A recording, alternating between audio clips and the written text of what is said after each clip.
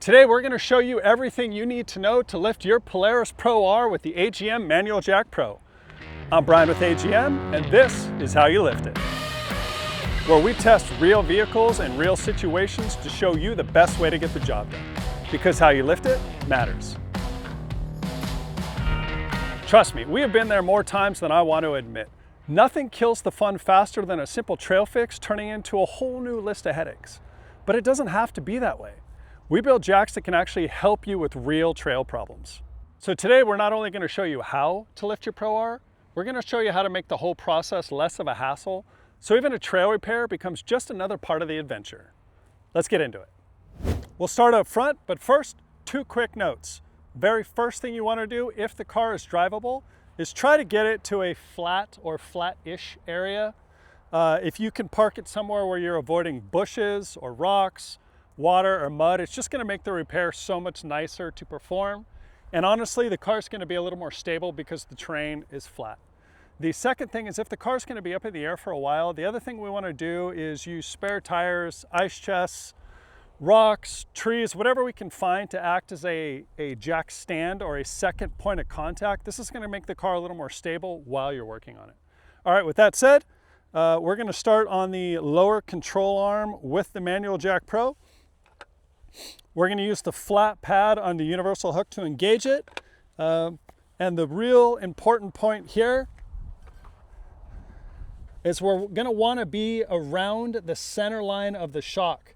And what that does is it puts us on the flatter part of the arm, so we're not on this angled part. Being down here is going to make it more likely that it stays in place and it doesn't slip out from under you. Position that in. So the other thing I'm doing is I'm kicking the bottom of the jack in relation to the top of the jack. So if I drew a straight line down through this, the top of the jack is closer to me than the bottom is.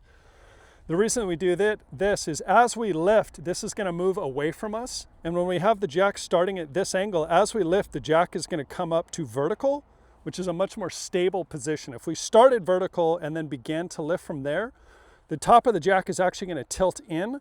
And that's going to take our flat pad and kind of turn it into this ramp where the car could potentially slide off. We don't want to do that. So bottom in, we got that point of contact. We're also touching on the arm here.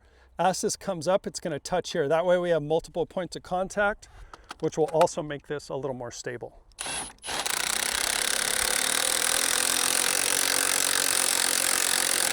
And there you have it. Now you're ready to work.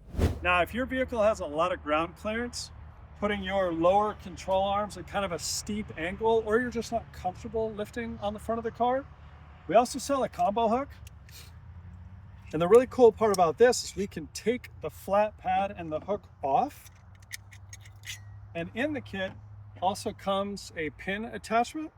So we'll put that on here, and what that's going to allow us to do is it's going to allow us to index into the stock holes along the factory lower tube right here, so that you can still lift the front of your car without having to engage that lower control arm. So we got the pin in. Let's get the height adjusted.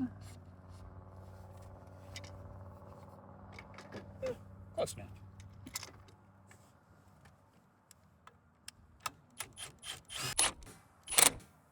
Okay, we have the foot further away from me, top of the jack towards me, so that as we lift, we become vertical and stable. I think we are good to give this a rep.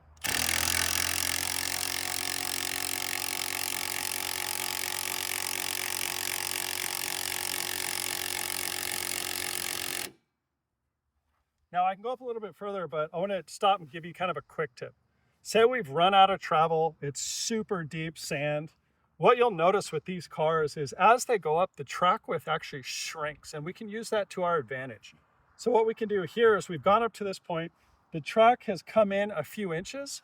We'll actually lower the jack down right now.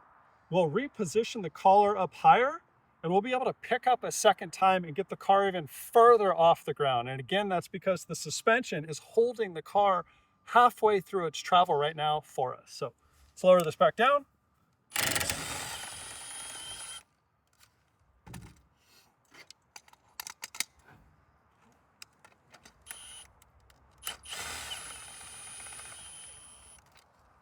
With that back down, you can see all the adjustment we're about to gain here.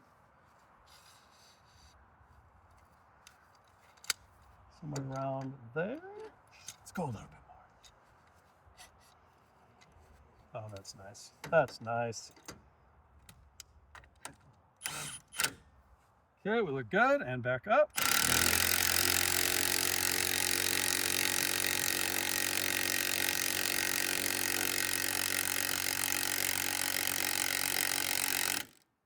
And there you can see we actually have less travel showing here, but because we picked up a second time, we're able to get the tire off the ground so we can do whatever work is needed.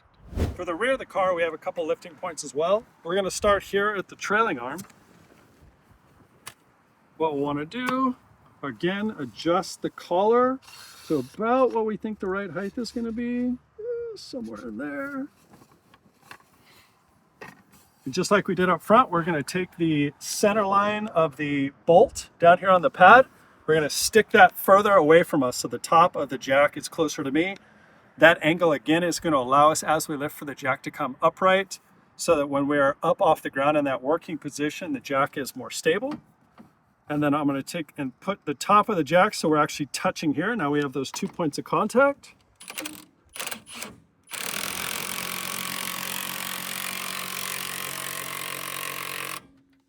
Now the tire is off the ground.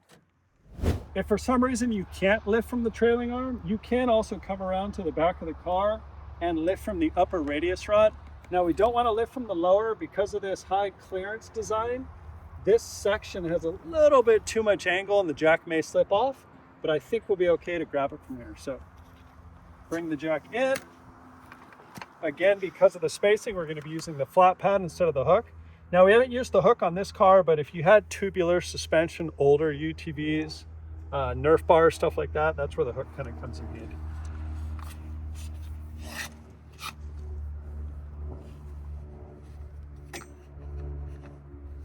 I think the other thing we're going to do, because this is at a bit of an angle, so we're actually going to rotate the collar as well as adjust it. That way we can get the pivot such that the jack is kind of leaning over and the pad's going to be a little bit closer to parallel to this arm. Give us a little bit better chance of this sticking well and being stable.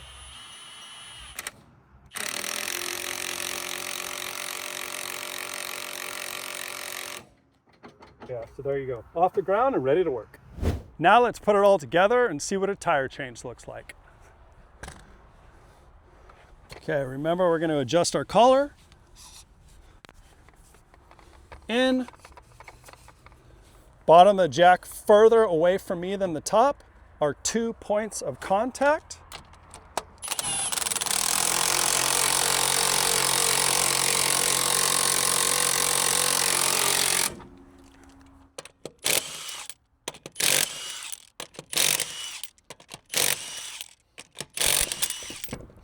Now, if you noticed, I caught all the lug nuts. The reason that we're doing that is actually twofold. One, you drop them in loose soil, you may lose them. And two, we don't want these to fall into the sand because there's a high likelihood that sand's going to get inside here. That sand inside here could gall the threads. When we go to put this back on, kind of fills the void between the male and female threads and could damage it.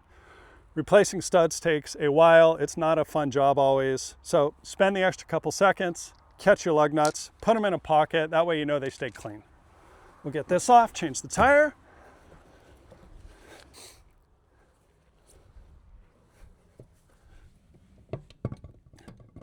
Okay, reline up. I always use the top hole kind of as my indexing so that I can hang the rest of the tire on the studs there. And now I'm going to start all these by hand, starting at the top so I can push against it. And the reason we're starting these by hand instead of with the impact is we want to make sure that we do not cross thread the threads. A lot easier to do that when we're doing this by hand. Okay. Now the way I'm going to use the gun is actually in a cross or a star pattern. And the reason we want to do this is we want to be tightening opposite sides of the wheel into the rotor. That way we know the flange on the backside is tight or flush to the rotor. If I was to tighten in a circle pattern, I'd be picking two lug nuts that are right next to each other. I could potentially cock the wheel as I'm tightening it.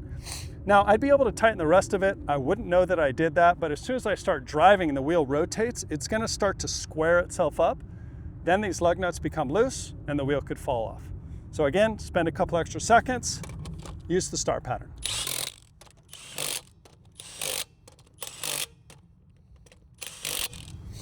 Now, I like to hit it one more time just to know that I got all of them. They have a good torque on them, so we'll do that. Okay, now I know it's all tight. Let's take our jack down.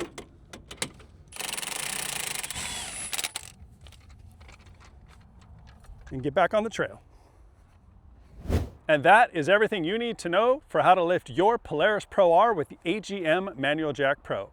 Every lift we demonstrated today had one goal: making trail repair safer and easier, because how you lift it matters. I'm Bryan with AGM, and this is how you lift it. Thanks for hanging out. I'll see you next time.